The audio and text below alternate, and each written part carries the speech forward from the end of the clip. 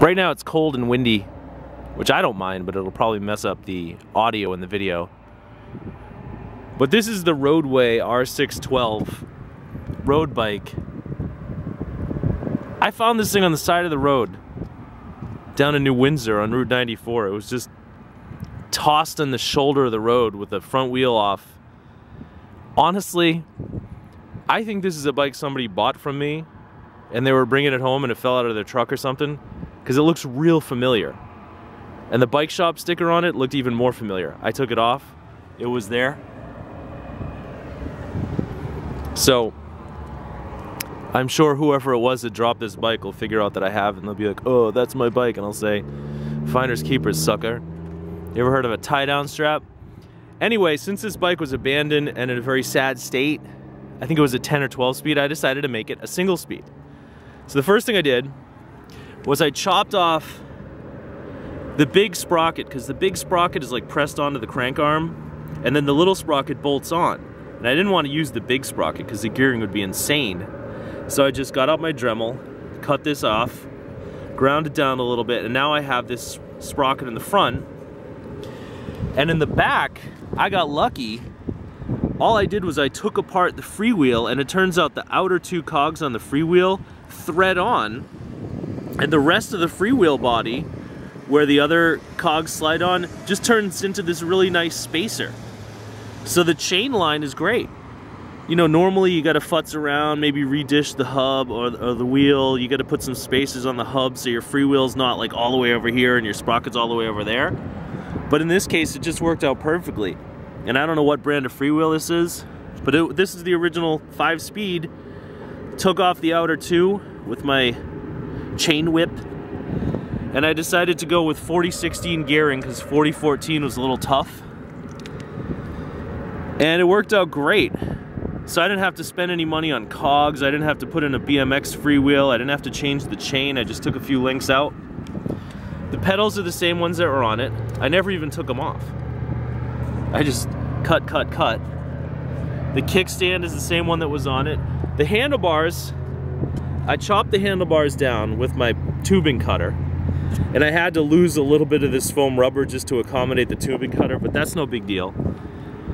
And like most cheap handlebars, there's like this aluminum covering right here, and then the rest of the handlebar is steel. So to accommodate the brake lever, I had to take this aluminum covering off for a couple of inches, which is pretty easy. I just scored it and then peeled it off.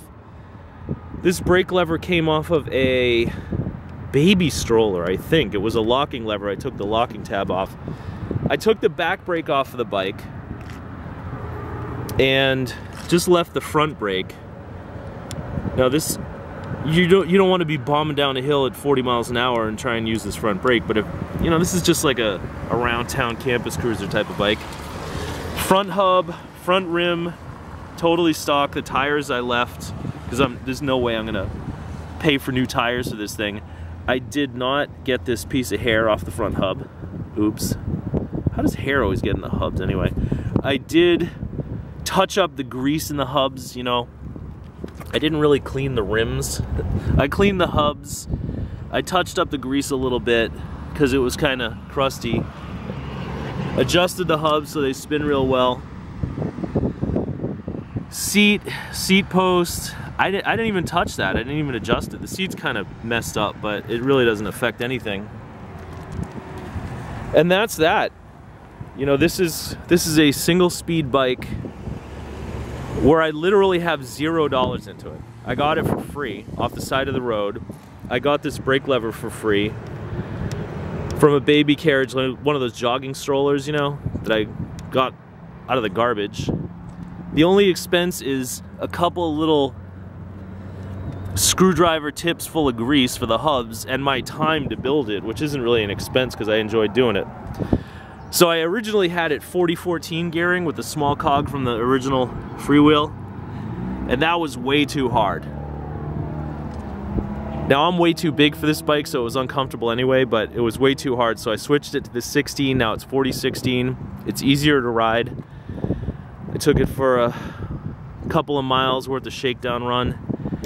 And you know, The wheels are a little bit warped. It's not really in great shape. It's kind of a beater, but it's a real simple, relatively lightweight, easy bike, and it was so much fun to build. Because, you know, normally I find bikes and I just leave them in my backyard and then I flip them and sell them for pennies on the dollar. But this year, well, going into next year, I'm going to start trying to actually build some things. You know, when I find a bike, just get on it right away. And that's what I did. I came straight home and built the thing in a couple hours. And now it's this cool little single speed.